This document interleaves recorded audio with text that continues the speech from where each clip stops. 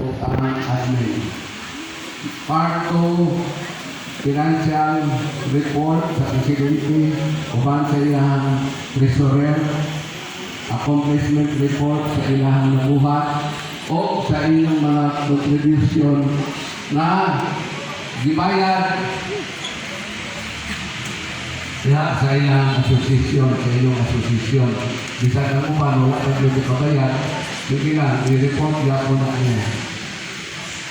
Then, naa sa inyong mga huna-huna para sa kalambuan.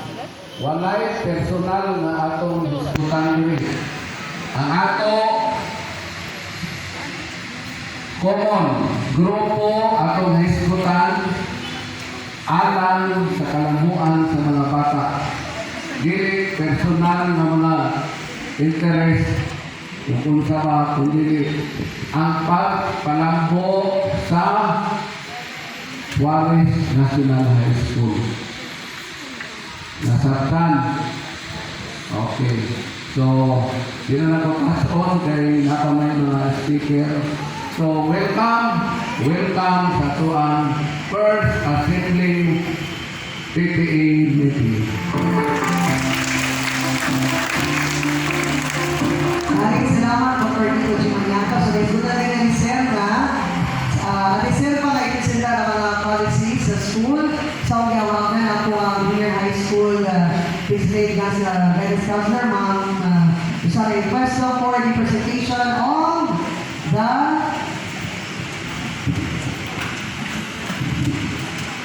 I want to present to you our teachers, especially your advisors. Kay dili tanan, no? Dili ka mo tanan na kailang.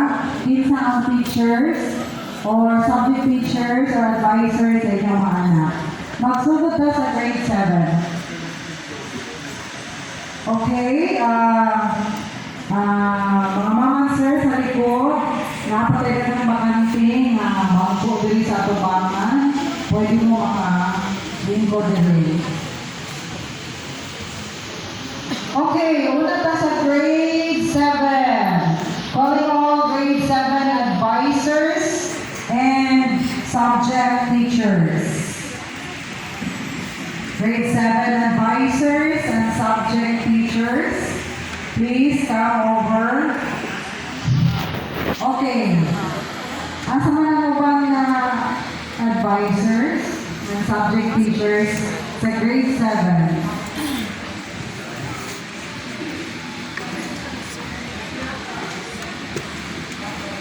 Okay, ang naatili sa inyong matubangan karon si Sir Jeremy Papalan. Siya ang advisor sa grade 7 helpful. Siya po ang subject teacher. Siya po ang nagtulog sa mathematics sa grade 7. Okay?